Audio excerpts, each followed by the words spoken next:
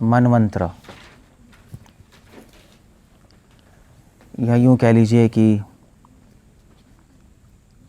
मनमंत्र मतलब होता है मनु, अलग अलग मनुओं के, एक ब्रह्मा जी के एक दिन में 14 मनु आते, तो अलग अलग मनुओं के राज्य में अलग अलग कथाएं हुई हैं और उनका संकलन इस चैप्टर 6 में। हमारे मनु वैवस्थ मनु हैं, उनका नाम वैवस्थ है, ऐसे 14 मनु होते हैं। मगर आइडिया ये है, इस स्कंद का नाम है मनुष्यों के लिए विहित कार्य। सो मनु क्या होते हैं? मनु जो मनुष्य हैं, मनु से मनुष्य, उनके लिए नियम बनाते हैं कि मनुष्य समाज में कैसे रहना है, और इसीलिए हमारे पास मनु संहिता है, the law book of Mankind. Manu से ही आ रहा है, तो मनु को ब्रिटिशर्स बोलते थे मैनू, मनु को मैनू बोलते थे, तो उससे आ गया मैन, मैनू, मैन आ गया। सो मैनकाइंड, सो मनमंत्र सब्जेक्ट मैटर क्या है छठे स्कंद का? छठे स्कंद का सब्जेक्ट मैटर है कि मनुष्यों के लिए क्या कार्य होने चाहिए, मनुष्यों को क्या करना चाहिए, क्योंकि मनुष्य, मनु के ही सारे डिसेंड, मनु से ही आ रहे हैं हम सब, तो हमारे लिए क्या कार्य होने चाहिए। इनफैक्ट सबसे पहला कार्य मनुष्य के लिए होना चाहिए, मतलब मनुष्य के दो मतलब हो गए, एक हो गया ईश मतलब लॉर्ड, मनु जिनके भगवान है, मनु जिनके कंट्रोलर हैं, जिनके लीडर हैं, वो मनुष्य हैं। तो हम सबके जो आइडियल लीडर कौन है? मनुष्य, मनु, इसलिए मैं मनुष्य कहते हैं। मगर दूसरा मतलब ये है, मनुष्य का मतलब है जो मन का ईश हो, जो व्यक्ति अपने मन का कंट्रोलर हो, वो भी मनुष्य है। सो मनु की जो सारी शिक्षाएं हैं मनुष्यों के लिए, उसका सार ये था कि अपना माइंड कंट्रोल करो, और उसको पर्पस रखते हुए उन्होंने सारे नियम बनाए हैं। मतलब अगर आप पूछो तो मनु की सारी शिक्षाओं, मतलब इतनी सारी शिक्षाओं को एक लाइन में कैसे आप सार में रखोगे? एक लाइन ये है कि माइंड कंट्रोल करना है। सो इस कैंटो 6 में इसलिए ये अलग अलग कथाओं से सुखदेव गोस्वामी हमें बता रहे हैं कि मनुष्य को अपना मन वश में कैसे करना है, या मनुष्य का मन जब वश में नहीं होता तो वो क्या करता है, और मनुष्य का मन जब वश में आ जाता है तो क्या करता है। तो उसी पॉइंट को बताने के लिए सारी कथाएं कैंटो 6 में। क्लियर हो गया? जब मन वश में नहीं होता तो क्या करता है मनुष्य, जब मन वश में होता तो क्या करता है, और मन को वश में कैसे करना है। ये 3 क्वेश्चंस हैं जिनको कैंटो 6 डील कर रही है, मनुष्य के लिए स्पेशली। जो व्यक्ति अपना मन कंट्रोल नहीं कर सकता वो एनिमल है, वो जानवर है एक्चुअली। मनुष्य जीवन वहीं से शुरू होता है जहाँ से माइंड कंट्रोल होता है। क्लियर हो गया? सो ये सब्जेक्ट मैटर है। तो इसी 3 क्वेश्चंस को अलग अलग कथाओं से सुखदेव गोस्वामी एक्सप्लेन कर रहे हैं। सो पहली जो कथा है जो स्कंद 6 में आ रही है वो है अजामिल की। मतलब 3-4 कथाएं फेमस हैं जो कैंटो 6 में आ रही है। एक अजामिल की कथा है, वो पता होनी चाहिए। दूसरी कथा है ये क्या, एक मिनट, दूसरी कथा है प्रजापति दक्ष की, प्रजापति दक्ष। anyway, तीसरी कथा है वृत्रासुर,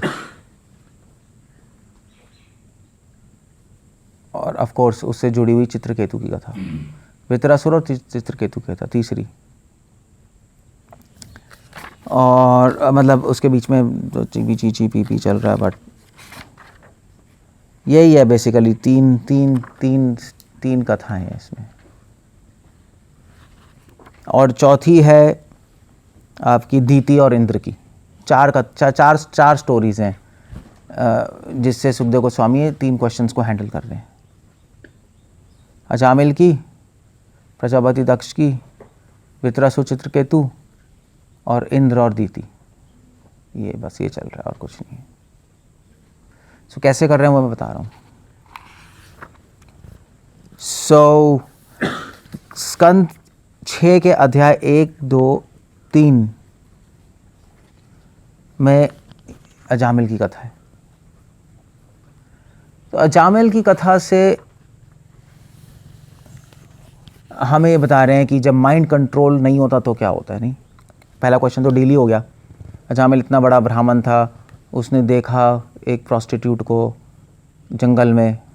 हो तो मैं भी जंगल जा रहा हूँ आज, कुछ देखने के लिए, पता नहीं क्या दिखाई दे जाए।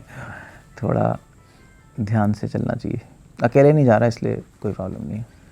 वो भी जंगल घूमने गया था, लकड़ी लेने गया था। वहाँ पे उसने एक वैश्य और एक व्यक्ति को देखा, वो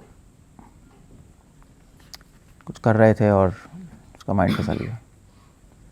सो अजामिल, तो माइंड जब मन अनकंट्रोल होता है तो क्या करता है अजामिल? उसको, वो वैश्य को ही लिया, अपनी पत्नी को बाहर निकाल दिया, मम्मी पापा को भी बाहर निकाल दिया उसने। वैश्य का रहता रहा, कहीं बच्चे पैदा, कितने बच्चे पैदा किए थे उसने? 10 ना। अजामिल सबसे छोटा बच्चा था। 10 बच्चे, मतलब कम से कम 10 साल तो रहा होगा। 10 बच्चे 10 साल तो रह लिया वो। जरूरी ने एक के बाद एक धड़ाधड़ हो रहे हैं, तो 15-20 साल तो रह लिया वैश्या के साथ। मतलब पागल हो गया वो, उसका दिमाग ही नहीं खुला। उसकी वाइफ कहीं पढ़ी है, ये पढ़ा है, इसको कोई और अपनी वाइफ को, बच्चों को पालने के लिए डाका डालता था, डाकू बन गया था। तो he become very bad person Ajamil. तो जब माइंड अनकंट्रोल होता है, स्पेशली इस कथा का ये एक बहुत बड़ा टीचिंग है कि माइंड अनकंट्रोल करने के लिए सबसे पावरफुल फोर्स है इलिसिट सेक्स। उसमें कभी मतलब आपको पता नहीं अभी क्या हुआ है, बट जो भी हुआ है, सबसे पावरफुल फोर्स है इलिसिट सेक्स। उससे ज़रूर बचना चाहिए। 4 नियम है ना, मतलब शराब, मांस और क्या है, जुआ, अवैध स्त्री संग। शराब, मांस, जुआ फिर भी चलो ठीक है, इलिसिट सेक्स बहुत गंदा है, उससे आदमी बच नहीं सकता।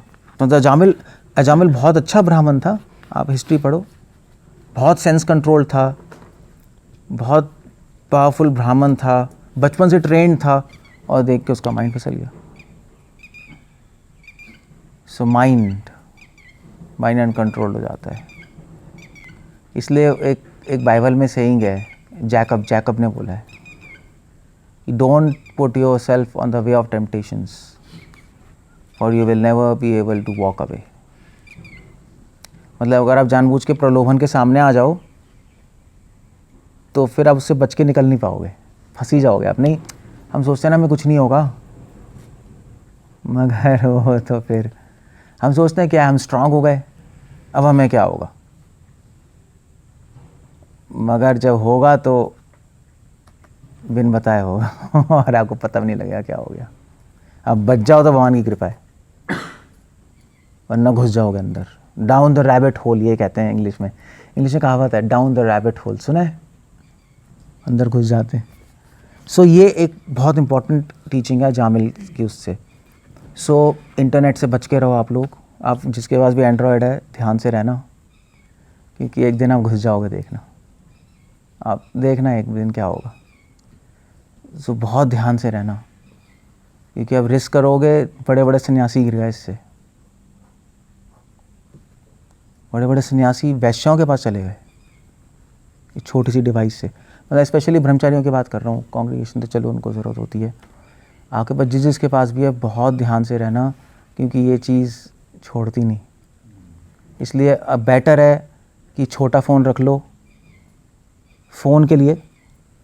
एंड्रॉयड तो बहुत बड़ी रिस्क है, कभी भी कुछ भी हो सकता है।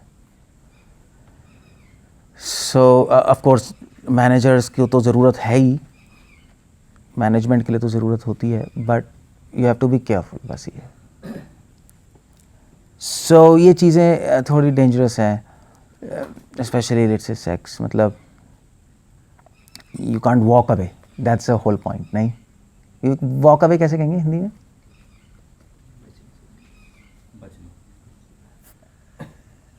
नहीं, मतलब छोड़ के नहीं जा सकते आप एक बार, आप नहीं छोड़ पाओगे उसको, सोचोगे छोड़ दोगे, नहीं छूटेगा। सो दैट्स एक इंपॉर्टेंट एग्जाम्पल। तो एक क्वेश्चन था ना, जब माइंड अनकंट्रोल होता है तो क्या होता है? अजामिल सीधा यहीं से कथा शुरू कर दी, आप चाहे कितने एलिवेटेड हो, ये हो जाएगा। मतलब जामिल ने सपने में नहीं सोचा होगा कि वो वैश्य को घर में ले आएगा। मतलब यू कैन इमेजिन, आप सोच रहे हो जमाल के हाथ हुआ है, मगर असली में भी हो जाता है तो इसको पता है, मुझे पता है, बोला आपको, आप सोच भी नहीं सकते। हो सकता है सुरा ही वैश्य ले आए एक सुरा तो नाम है ही, सुरापान और वैश्य हो सकता है, सुरा है नहीं, मतलब पूछ रहा हूँ मैं, हो सकता है, विष्णु भी ला सकता है, नवकिशोर, कोई भी कर सकता है कुछ भी। आप इमेजिन नहीं कर पाओगे, मैं बता रहा हूँ, मैं आपको पता लगेगा आगे समय के साथ। अगर आप सोचोगे कि मैं नहीं करूँगा कभी, तो ऐसे ही होगा। अगर एक्सेप्ट कर लोगे कि मैं कुछ भी कर सकता हूँ, भगवान मुझे बचा, उससे हम्बलनेस रहती है ना, कि मैं कुछ भी गंद कर सकता हूँ, भगवान मुझे बचाइए, तब बचे रहेंगे। सोचोगे ऐसे कैसे हो सकता है मेरे साथ, फिर तो आप अहंकारी बन जाओगे, फिर कोई प्रे नहीं करोगे, आप घुस जाओगे अंदर। तो इसलिए जामिल की कथा बहुत इंपॉर्टेंट है। मतलब जामिल हमसे तो लाखों गुना ज़्यादा प्योर होगा। बचपन से उसके पापा ब्राह्मण थे, कोई प्रॉब्लम नहीं थी, पूरा ट्रेंड था, बहुत प्योर कैरेक्टर का था। मतलब there was so many things there still, और एक बार देखने से उसका माइंड आउट हो गया। पता नहीं, अजीब सी बात है, वो भी मुझे समझ, वो भी कैसे होता है, नहीं एक बार देखने से कैसे हो गया। अब उसके पीछे हिस्ट्री है, पिछले जन्म में कुछ ऑफेंस थे। अजामिल पिछले जन्म में एक ऋषि था, और उसने पराशर मुनि सत्यवती, पता है ना, पराशर मुनि सत्यवती के पास आया, मछुआरे लेडी के पास, उसने कहा मुझे कोरस करा दो। जब बीच में पहुंचे रिवर के, पराशर मुनि ने कहा बहुत अच्छा टाइम है और बहुत महान पुत्र की उत्पत्ति होगी। उन्होंने सत्यवती से रिक्वेस्ट किया कि आप मेरे से कोऑपरेट कीजिए। सत्यवती ने कहा कि मैं क्या करूँ तो उन्होंने कहा कि हमें संतान उत्पत्ति करनी है। तो वो तो भगला गई होगी, क्या हो गया अचानक से। तो उन्होंने कहा कि ऐसे कैसे सबके सामने, तो उन्होंने क्लाउड कर दिया। तो वहाँ पे एक ऋषि खड़ा हुआ था, उसने देखो ये पराशर मुनि पागल हो गए, ये क्या कर रहे हैं, तो उनको ऑफेंस लग गया, और फिर वो अजामिल के रूप में पैदा हुआ, और उसने सेम सीन देखा वैश्या का, और गिर गया वो। तो मतलब एक छोटे से इंसिडेंट से, मतलब ऐसा कोई बड़ी बात नहीं थी, देख के वॉक चला भी जाता है, ऐसा तो नहीं है कि उसी वैश्य को पकड़ के लिया, इतना पागल हो गया वो। ऐसा कोई नहीं करता, नहीं ऐसा थोड़ा ना करता है कि देख के माइंड डिस्टर्ब हो गया चला जाता। पता नहीं क्या हुआ, वो गया होगा उसके पास, उसने प्रपोज किया होगा, तू मेरे साथ आ जा, तुझे पैसे दूंगा, पता नहीं क्या हुआ। तो हमारे साथ भी हो सकता है, हमें पता नहीं पिछले जन्म का कौन सा अपराध फलित होगा, क्या होगा, और माइंड आपका घूमेगा और आप कुछ कर दोगे। इसलिए कंटिन्यूस भगवान पे डिपेंडेंट रहना पड़ता है कि भगवान मुझे बचा के रखिए, आपकी पावर से हम बच सकते हैं, अदरवाइज तो पॉसिबल नहीं है। एक बार मैंने पूछा था एक कांग्रीगेशन मेंबर से, नाम नहीं बताऊंगा, बहुत साल पहले, तो मैंने उनसे ये पूछा था कि तुम, मतलब वो मैरिड हैं, तो मैंने पूछा कि तुम यही स्टोरी, मैंने कहा कि तुम वैश्या ले आओगे अपने घर। कहते प्रभु जी क्या बात कर रहे हैं आप ऐसे थोड़ा ना होता है। तो कहते हैं ये सब तो कभी नहीं हो सकता, क्या कह रहे हैं आप, बेकार की बातें हैं वो। तो मैंने कहा ठीक है और वो एक्सेप्ट नहीं कर सकते, रियलिटी है, they can't accept, but it can happen.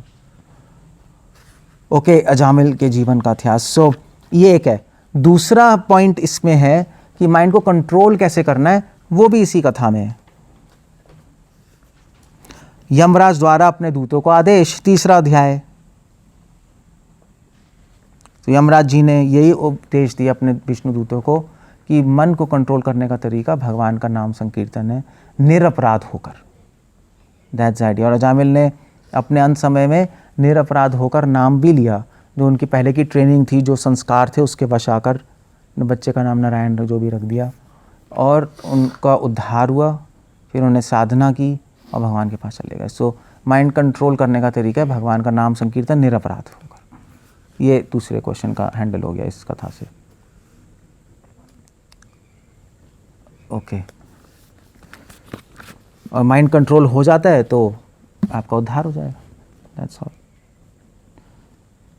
Ajamil की कथा हो गई। तो फर्स्ट चैप्टर जो है अजामिल के जीवन का इतिहास, वो बता रहा है कि जब माइंड अनकंट्रोल होता है तो क्या होता है, माइंड जब वश से बाहर जाता है तो क्या होता है। दूसरा चैप्टर विष्णु दूतों द्वारा अजामिल का उद्धार, वो बता रहा है कि मन को वश में करने से क्या मिलेगा, उद्धार हो जाएगा। तीसरा चैप्टर है मन को वश में कैसे करना है, यमदार द्वारा दूतों का आदेश, नाम संकीर्तन, नहीं यही है ना, निरपराध होकर। बस ये 3 क्वेश्चंस हैंडल होगा अजामिल की कथा से, पहली खत्म हो गया। ओके, उसके बाद अध्याय 4, 5 और 6 में प्रजापति दक्ष की कहानी है।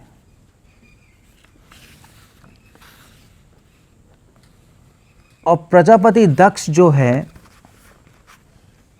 उन्होंने देवताओं की, मनुष्यों की, सबकी उत्पत्ति की, मगर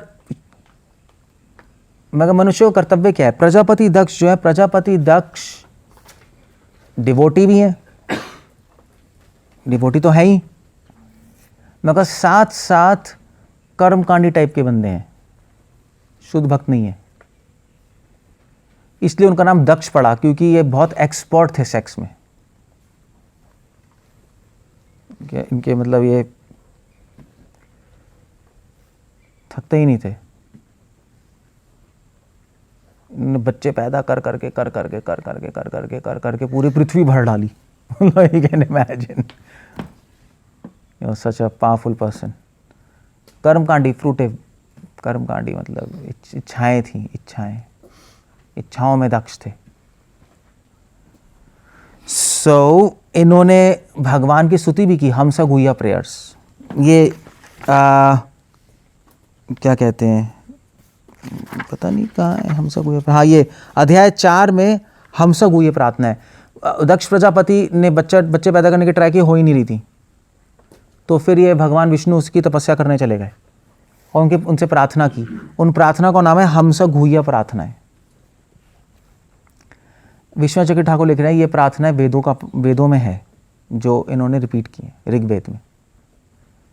मगर मजे की बात है कि इन्होंने प्रार्थनाएं अपनी इच्छाएं पूरी करने के लिए की, समझ रहे हो। अब ये जो अध्याय 4 है और 5 और 6 है, बहुत सटल है कि कभी कभी मनुष्य, और दक्ष प्रजापति ये भी सोच रहे हैं कि मैं भगवान की सेवा के लिए मैं पॉपुलेशन बढ़ा रहा हूं, यही सोच रहे हैं भगवान की सेवा के लिए। वो क्या कह रहे हैं, पॉपुलेशन कैसे कहेंगे, हाँ जनसंख्या बढ़ा रहे हैं सृष्टि की। मगर सुखदेव गोस्वामी कह रहे हैं एक्चुअली उनकी अपनी डिजायर थी, उनकी अपनी डिजायर है बच्चे पैदा करने की, सेक्स की, एंजॉय करने की स्पेशली। तो वो भगवान की सेवा की आड़ में एंजॉय कर रहे थे वन सेंस। मगर विष्णु भी प्रकट हुए, उन्होंने प्रार्थना की, विष्णु प्रकट हुए और विष्णु ने उनको आशीर्वाद दिया, ठीक है मैं तुमसे खुश हूँ कि तुम मेरी इच्छा पूरी कर रहे हो, तुम इस सृष्टि बढ़ा रहे हो, इसलिए मैं तुम्हें शक्ति देता हूँ सेक्स करने की, और मैं तुम्हें एक वाइफ भी दूंगा जिससे तुम बहुत ज़्यादा बच्चे पैदा करके तुम ये पॉपुलेशन बढ़ा पाओगे। एंड देन इवेंट, तो ऐसा लगता है कि, और भगवान ने हैंडशेक भी किया दक्ष प्रजापति से कि कॉन्ग्रेचुलेशंस, ये प्रोजेक्ट सक्सेसफुल हो। विष्णु चले गए, तो ऐसा लगता है कि बहुत अच्छा है, मतलब भगवान की सेवा के लिए कर रहे हैं, विष्णु ने दर्शन भी दे दिए, बट स्टिल वो प्योर डिवोटी नहीं है। You can imagine. तो मनुष्य का कर्तव्य शुद्ध भक्ति करना। ये अध्याय 4, 5, 6 अध्याय 4, 5, 6 मिश्रित भक्ति के बारे में बता रहे हैं कि मिश्रित भक्ति नहीं करनी चाहिए। और मिश्रित भक्ति क्या है, हमें लगता है कि हम भगवान की सेवा कर रहे हैं, मगर एक्चुअली हम अपनी इच्छा भी पूरी कर रहे होते हैं। भगवान ने दर्शन भी दे दिए तब भी दर्शन ही होगा, तब भी एक्चुअली वो शुद्ध भक्त नहीं है। तो जरूरी नहीं आपको भगवान के दर्शन हो जाए तो आप शुद्ध भक्त हो, आप मिश्रित भक्त भी हो सकते हो। तो दर्शन होना कोई क्राइटेरिया नहीं है भगवान का कि आप शुद्ध भक्त हो। शुद्ध भक्ति का क्राइटेरिया तो कुछ और ही है। शुद्ध भक्ति का क्राइटेरिया तो रस का आदान प्रदान है भगवान से, संबंध ज्ञान है, संबंध स्टैब्लिश करना है। दक्ष प्रजापति तो कर्मकांडी थे, अपना ठीक है, अपनी इच्छा पूरी हो गई, भगवान विष्णु आ गए, दैट्स ओके। सो मिश्रित भक्ति की बात है 4, 5, 6 में। तो इन चैप्टर्स को पढ़ने से हमें कुछ आइडिया होगा कि एग्जैक्टली मतलब हम भी अलर्ट हो जाएंगे। हो सकता है हम सेवा के नाम पे अपनी इच्छाएं भी पूरी कर रहे हैं, सेवा भी हो रही है, इच्छा भी पूरी हो रही है, तो वो थोड़ा कॉम्प्लेक्स है और आपको पता भी नहीं लगेगा और भगवान भी समर्थन करके चले जाएंगे, बहुत अच्छा है। वो कन्विंस ही हो गए, भगवान विष्णु ने ही हैंडशेक कर लिया, प्रोजेक्ट को सक्सेसफुल बोल दिया, तो फिर कहाँ से मिश्रित भक्ति हो जाएगी? हो ही नहीं सकती। भगवान ने ही बोल दिया जिसके लिए कर रहे हैं, तो ख़त्म प्रोजेक्ट। मगर ऐसा नहीं है, ऐसा नहीं है। शुद्ध भक्ति का मापदंड तो एक ही है, इस संसार से वैराग्य। और इसीलिए इसका जो 5वां अध्याय है वह है प्रजापति दक्ष द्वारा नारद मुनि को शाप। नारद मुनि आ गए, नारद मुनि ने कहा आप क्या कर रहे हैं, आप तो गलत ही कर रहे हैं। दक्ष प्रजापति ने बच्चे पैदा कर दिए, 1000 बच्चे। नारद मुनि ने प्रीचिंग कर दी, यार तुम लोग क्या। दक्ष प्रजापति कहते हैं तुम भी शादी करके बच्चे पैदा करो। नारद मुनि ने कहा बकवास प्रोजेक्ट है ये, तुम्हारे पापा तो पागल हो गए, तुम जाके निकलो इस संसार से, बच्चे तो ना पैदा करने। और फिर 10,000 बच्चे और किए। फिर नारद मुनि ने दोबारा प्रीच करके उनको फुल टाइम बना दिया। ब्रह्मचारी दक्ष प्रजापति पागल हो गए, उन्होंने नारद मुनि को शाप दे दिया। फिर उन्होंने कहा भैया नारद मुनि पीछा नहीं छोड़ेंगे, तो उन्होंने फिर लड़कियां पैदा की, अब तू बना ले ब्रह्मचारी। नारद मुनि ने कहा कुछ नहीं हो सकता। फिर लड़कियों की शादी की सप्तऋषियों से, और फिर उसके बाद प्रजा बढ़ी। तो वो एक प्रोजेक्ट में थोड़ी सी प्रॉब्लम आ गई दक्ष प्रजापति के, अड़चन। बट कौन सी है, नारद मुनि या प्रजापति दक्ष? नारद मुनि। नारद मुनि ने कहा ये तो गंद प्रोजेक्ट है। इसलिए शुद्ध भक्ति का एक ही लक्षण है, वैराग्य। अगर आपकी भक्ति से आपका वैराग्य नहीं आ रहा, इसका मतलब है कि आपकी भक्ति में मिश्रण है कहीं, चाहे वो प्रोजेक्ट गुरु ही क्यों ना समर्थन दे दे। भगवान ने समर्थन दे दिया तो क्या होगा? भगवान तो वंदे कृष्ण जगत गुरु कहोगे, हाँ मैं तो ऑर्डर पे कर रहा हूँ। भैया मगर ऑर्डर पे कर रहे हो, तुम्हारी तो भोग वासना बढ़ रही है, फायदा क्या है? बकवास है। तुम ऑर्डर सही से एग्जीक्यूट नहीं कर रहे।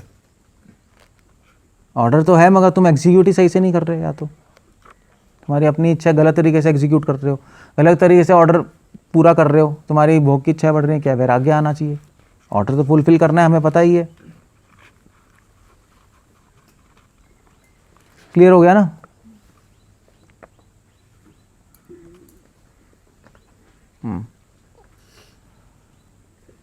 ऑर्डर पूरा करने के लिए भी इंटेलिजेंस चाहिए होती है। ऑर्डर होता है मगर हो सकता है आप इस तरह कर लो कि आप खुद की बैंड बज जाए। ये बात है, फिर क्या होगा?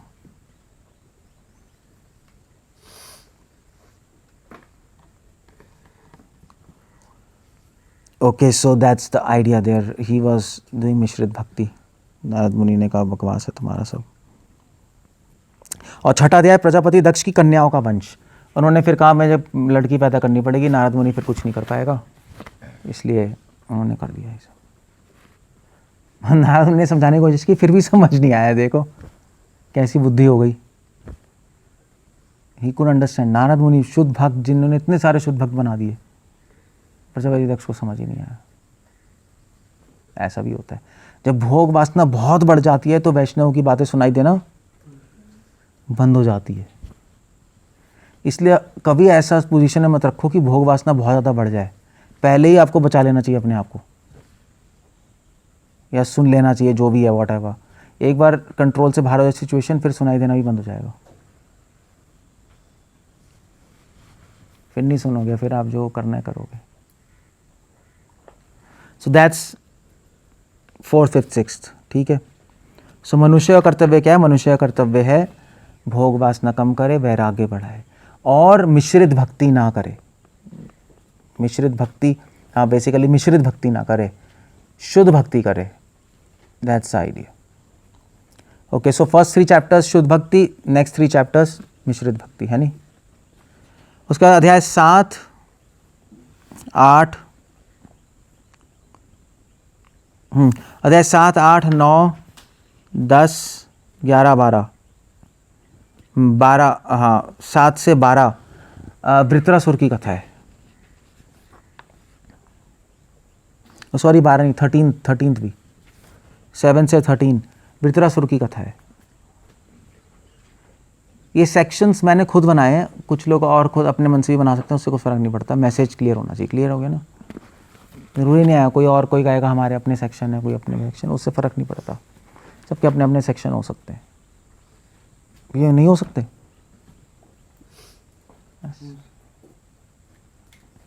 सो 7 to 13 वृत्रासुर की कथा है। अब वृत्रासुर की कथा से क्या पता लग रहा है? वृत्रासुर की कथा से पता लग रहा है कि शुद्ध, एक तो बहुत इंपॉर्टेंट मैसेज है कि शुद्ध भक्ति की चरम अवस्था है विरह। वृत्रासुर ने अपनी प्रेयर्स में बोला है, चतुश्लोकी प्रार्थना नहीं, वृत्रासुर की चतुश्लोक 4 श्लोकों में ही है ना।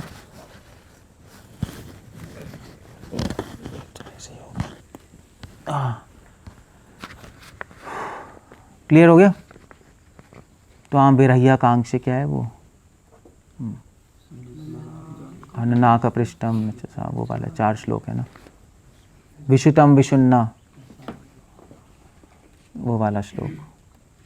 सो एनीवे, सो विरह, शुद्ध भक्ति की चरम अवस्था विरह है। मनुष्य का कर्तव्य है भगवान से विरह अनुभव करना। मन को कंट्रोल करने का तरीका है भगवान से विरह अनुभव करना।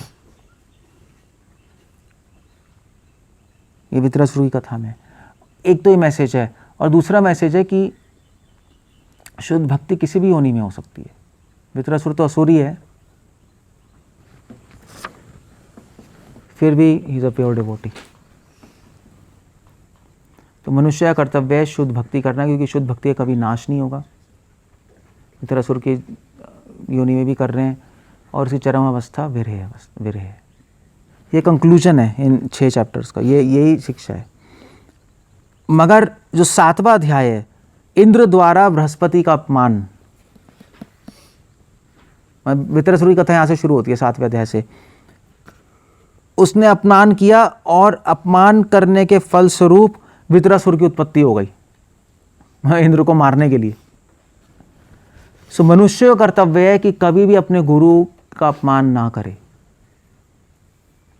मनुष्य कर्तव्य की बात कर रहे हैं, कभी भी गुरु अपने गाइड का अपमान ना करे, वरना लेने के देने पड़ जाएंगे। मतलब इसने तो अपमान कर दिया और ऐसा व्यक्ति पैदा हो गया जो इंद्र को मारने के लिए यू कैन इमेजिन, मतलब मैडनेस हो गई बृहस्पति का अपमान करने के लिए। पता नहीं क्या, आई थिंक इंद्र उठे नहीं थे ना जब बृहस्पति आए थे सभा में आए थे, तो इंद्र उठे नहीं, उन्होंने बात ही नहीं मानी, उनकी रिस्पेक्ट नहीं दी। बृहस्पति गुस्सा होकर चले गए थे हैं। हाँ, अपना कुछ अप्सराओं का डांस वांस देख रहे थे, उन्होंने ध्यान नहीं दिया। बृहस्पति जी ने फिर शाप दे दिया, तू मरेगा तू भाई। तो वृत्रासुर की उत्पत्ति हो गई। तो कभी भी अपने गुरु का अपमान, सीनियर्स का अपमान नहीं करना चाहिए, अपराध नहीं करना चाहिए बेसिकली, नहीं। सो बहुत ज़्यादा डिजास्टर हो जाएगा लाइफ में। मनुष्य का कर्तव्य है। और वृत्रासुर प्रकट हुए, और फिर वृत्रासुर के साथ आपको पता ही है जो भी कथा है उनकी। ओके, मनुष्य का कर्तव्य है कि हाँ विरह अनुभव करना। क्लियर हो गया ना? ओके। और अब 13वें मतलब इंद्र को एक तो गुरु अपराध लगा और वृत्रासुर आ गया उनके अगेंस्ट, और वृत्रासुर को मारने का ब्रह्म हत्या का अपराध भी लग गया क्योंकि वृत्रासुर तो क्या थे, चित्रकेतु थे ना, वैष्णव थे ना। तो इंद्र को बाद में पता लगा उसकी स्तुति से तो वैष्णव है, फिर भी मारना तो पड़ना ही था, क्योंकि वो कह रहा था मैं तुझे मार दूंगा, तुम्हें सबको मार दूंगा। तो उससे ब्रह्म हत्या का पाप लग गया। तो एक अपराध दूसरे अपराध में इम्प्लीकेट कर देता है। अगर एक गंदा काम हो गया तो दूसरे गंदे काम लड़ी से होते जाएंगे, आप फंस जाओगे। तो ये मनुष्य का कर्तव्य है कि कभी भी अपराध और कभी भी अपमान इसमें ना फंसे, क्योंकि एक के बाद एक फिर आदमी फंसता रहता है।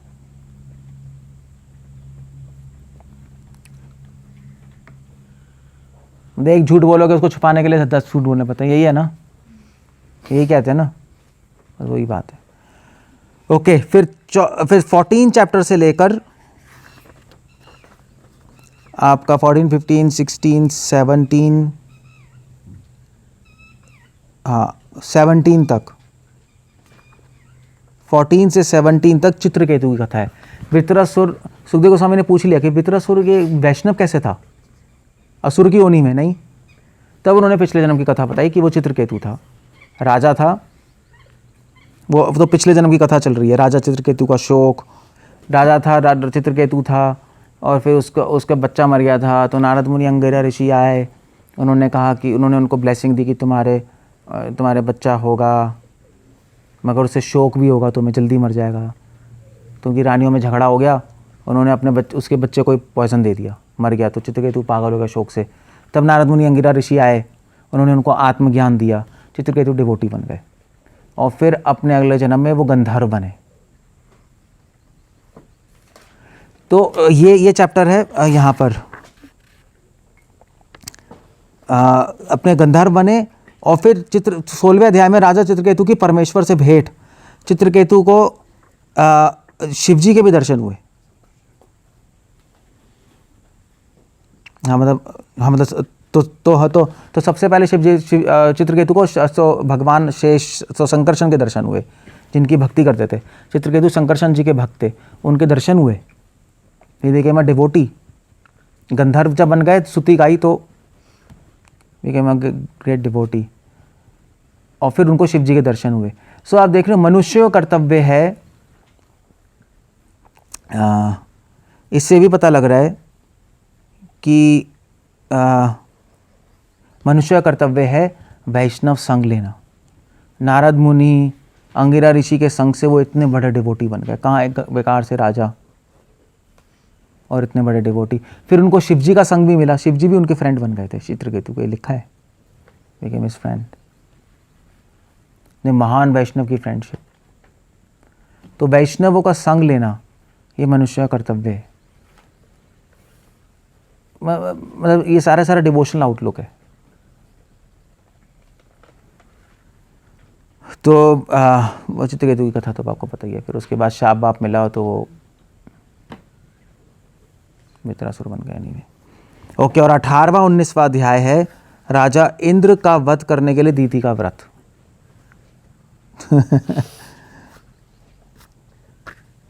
इंद्र फंसते ही चले गए ब्रह्म हत्या, और अब यहाँ पर दीति पड़ गई पीछे। पहले वृत्रासुर और दीति। मतलब एक अपराध का कितना बड़ा फल होता है, आप फंसते ही चले जाते हो। दलदल की तरह होती है अपराध, तो उससे हमेशा बचना चाहिए। वैष्णव अपराध बहुत ही खतरनाक चीज़ है, to be careful in that. So Diti ने, क्योंकि इंद्र ने दीति का आई थिंक बच्चे मार दिए थे ना। क्या हुआ था, क्या था नहीं, क्या ऐसे क्या हुआ था? हाँ, तो उसके दीति के पेट में बच्चा था ना, तो इंद्र ने अंदर जाकर उसके पेट में जो उसके कई टुकड़े कर दिए थे, बच्चा मार दिया था। तो दीति ने कहा मैं मारूंगी अब इंद्र को।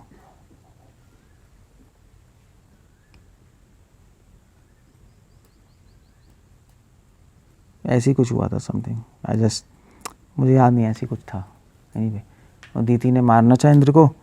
और फिर इंद्र को मारने के लिए दीति ने अपने हस्बैंड कश्यप मुनि से पूछा मैं कैसे मारूं, मतलब तो मतलब मुझे ऐसे बच्चे चाहिए। और उसने नहीं बताया कैसे मारूं, उसने कहा मुझे बच्चे चाहिए, और इस मंशा से कि मेरे बच्चा फिर मारेगा, इससे बदला लेगा। तो कश्यप मुनि ने कहा कि तुम सब वन व्रत करो, विष्णु का व्रत, उससे तुम्हारे बच्चे होंगे। तो एनीवे, ये जो 2 चैप्टर हैं ये दिखा रहे हैं कि कभी भी मनुष्य को द्वेष और बदले की भावना में फंसना नहीं चाहिए। कभी भी द्वेष बदले की भावना से जीवन नहीं जीना चाहिए। दीति फंस गई अपने द्वेष में, बदले की भावना में, और विष्णु की आराधना कर रही है बदला लेने के लिए। कैन इमेजिन क्या दिमाग खराब हो गया इसका। So that's it.